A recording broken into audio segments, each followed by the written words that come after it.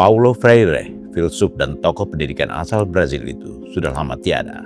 Tetapi pemikirannya tentang gerakan mahasiswa sampai sekarang masih sering dijadikan rujukan, terutama di saat-saat para mahasiswa turun ke jalan untuk menggelar aksi unjuk rasa.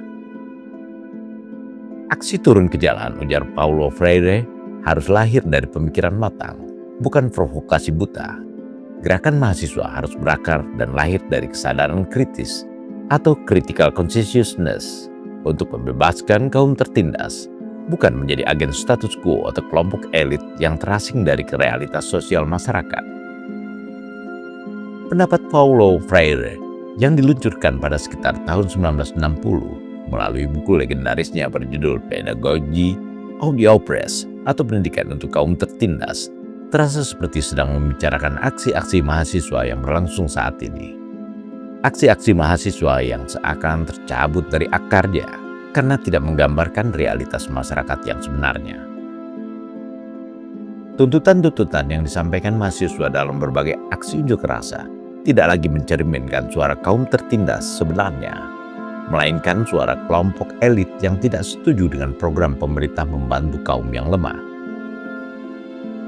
Mereka hanya mengatasnamakan masyarakat. Sebagai contoh, berkali-kali mahasiswa meminta pemerintah menghentikan program makan bergizi gratis atau MBG dan Koperasi Desa Kelurahan Merah Putih atau KDKMP dengan alasan pemborosan anggaran negara, tanpa sedikit pun melihat manfaat yang dirasakan masyarakat penerima kedua program prioritas nasional tersebut.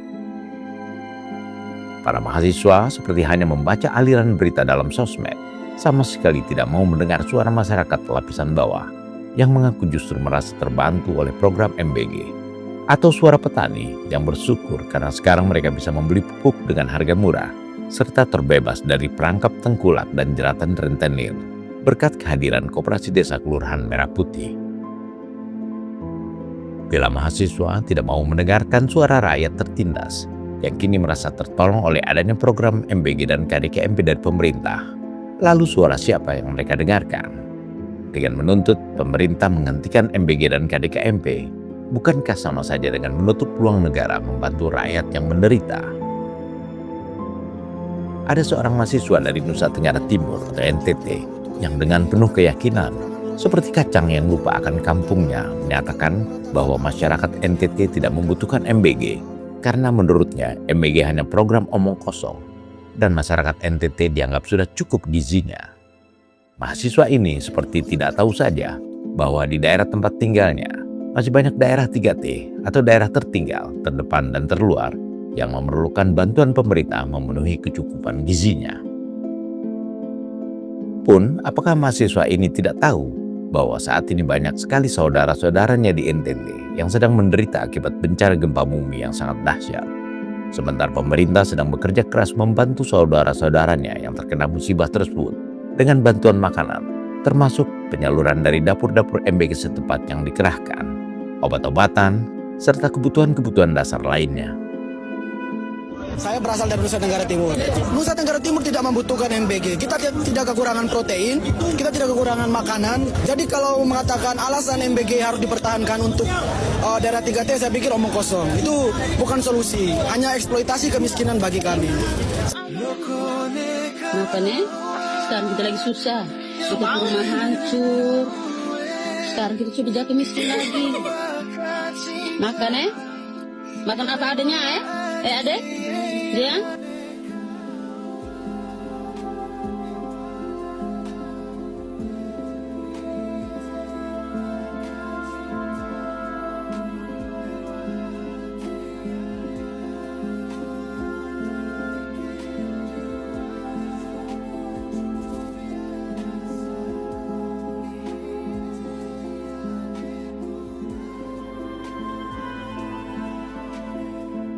Ini hanya salah satu contoh betapa mahasiswa sekarang tidak lagi berpijak di bumi, tidak lagi mendengarkan suara rakyat yang harus mereka bela, tidak sadar bahwa mereka sedang dimanfaatkan oleh oligarki serta kelompok elit yang tidak peduli dengan nasib rakyat. Hal ini sudah diingatkan oleh Paulo Freire 66 tahun yang lalu, agar gerakan mahasiswa lahir dari pemikiran matang, bukan karena provokasi buta. Paulo Freire mengajak mahasiswa untuk aktif memahami masalah masyarakat di lingkungan sekitar, serta ikut mencari jalan keluar untuk mengatasi masalah-masalah tersebut, termasuk terjun langsung ke tengah masyarakat, serta ikut andil membantu masyarakat yang sedang membutuhkan bantuan. Berunjuk rasa di jalanan bukan satu-satunya cara yang dapat dilakukan mahasiswa. Masih banyak masyarakat miskin yang membutuhkan pendidikan, tetapi terpaksa putus sekolah karena tidak memiliki biaya. Pemerintah mengatasinya dengan mendirikan ratusan sekolah rakyat berasrama yang diselenggarakan secara gratis untuk anak-anak putus sekolah dari kalangan keluarga miskin. Mahasiswa sebenarnya bisa ikut membantu menghimpun anak-anak miskin yang membutuhkan pendidikan itu di lingkungan sekitarnya dan menyalurkannya ke sekolah-sekolah rakyat, atau jika mampu, mendidik dan memfasilitasi mereka secara mandiri. Itu merupakan salah satu bentuk konkret yang bisa dilakukan mahasiswa ketimbang hanya berteriak-teriak di jalanan. Tahun 1977, W.S. Rendra, penyair dan dramawan terkemuka yang dikenal dengan julukan si burung merak, menulis puisi berjudul Sajak Sebatang Lisong. Melalui sajak itu, Rendra menyindir kaum terdidik termasuk mahasiswa agar peka terhadap nasib yang dialami orang miskin, termasuk jutaan anak-anak yang tidak bersekolah. Secara tidak langsung dalam sajak tersebut, Rendra mengajak para mahasiswa dan sarjana untuk terjun ke lapangan, ikut membantu pendidikan rakyat miskin ketimbang menganggur. Karena orang-orang kaya atau para cukong yang jumlahnya segelintir tidak peduli dengan nasib rakyat di bawahnya.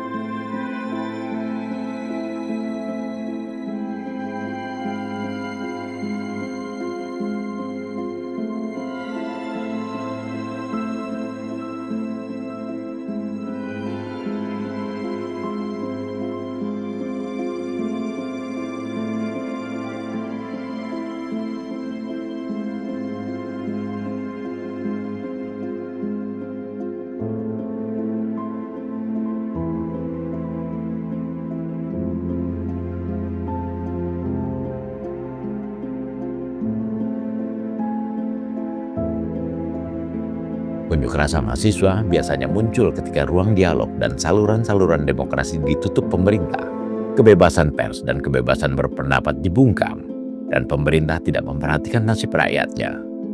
Tetapi situasi mahasiswa kini menjadi aneh, justru ketika ada sebuah pemerintahan yang selalu membuka ruang dialog, membuka keran kebebasan pers dan kebebasan berpendapat sebebas-bebasnya, serta menyelenggarakan program-program untuk kesejahteraan rakyat, termasuk program pengentasan kemiskinan secara masif. Mereka masih berkoar-koar tantrum di jalanan. Masih perlukah mahasiswa berunjuk rasa? Tentu saja masih perlu. Unjuk rasa mahasiswa, walau bagaimanapun, merupakan ciri sebuah negara demokrasi dan alat kontrol bagi penguasa. Tetapi unjuk rasa yang diperlukan adalah unjuk rasa yang benar-benar menyampaikan suara hati rakyat yang tertindas, bukan pesanan kelompok elit ataupun oligarki, disadari maupun tidak. Unjuk rasa yang diperlukan adalah unjuk rasa yang dilakukan secara etis. Unjuk rasa yang tampil dengan mengedepankan nilai-nilai etika ketimuran atau budi pekerti kaum intelektual. Unjuk rasa yang mencerminkan budi luhur yang konon merupakan ciri bangsa Indonesia. Bukan unjuk rasa yang diwarnai perilaku tidak sopan, serta semburan kata-kata kotor, caci maki, dan penghinaan terhadap petugas, seperti yang sering kita saksikan dalam berbagai unjuk rasa mahasiswa sekarang ini. Perilaku mahasiswa saat berunjuk rasa juga terkesan dilakukan hanya untuk keperluan konten media sosial, supaya viral, serta memancing terjadinya kerusuhan. Contohnya mahasiswa ini Dia berteriak-teriak tantrum kepada seorang pengemudi kendaraan pribadi agar dirinya dilindas, sehingga pengemudi yang kebetulan wanita itu panik ketakutan. Selain untuk keperluan medsos, mahasiswa ini tampaknya ingin menjadi martir agar terjadi kerusuhan.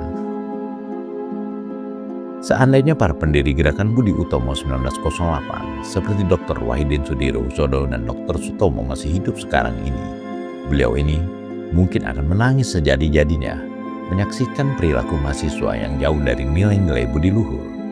Karena Wahidin dan Sutomo inilah yang pertama kali memperkenalkan karakter budi luhur sebagai ciri bangsa Indonesia. Bung Karno, proklamator kemerdekaan RI 1945 dan Presiden pertama Republik Indonesia, juga akan menangis seandainya beliau masih ada. Karena dalam berbagai pidatonya, Bung Karno sangat sering menanamkan nilai-nilai budi luhur sebagai karakter bangsa Indonesia. Para pendiri negara dan bangsa ini tampaknya tidak pernah membayangkan bahwa sekitar 80 tahun setelah merdeka akan ada anak-anak muda yang perilakunya sangat berkebalikan dengan konsep budi luhur yang mereka tanamkan. Dan anak-anak muda itu adalah pewaris bangsa di masa mendatang. Kaum intelektual bernama mahasiswa yang seharusnya memberikan contoh perilaku yang baik kepada masyarakat, terutama adik-adiknya yang masih berstatus sebagai pelajar.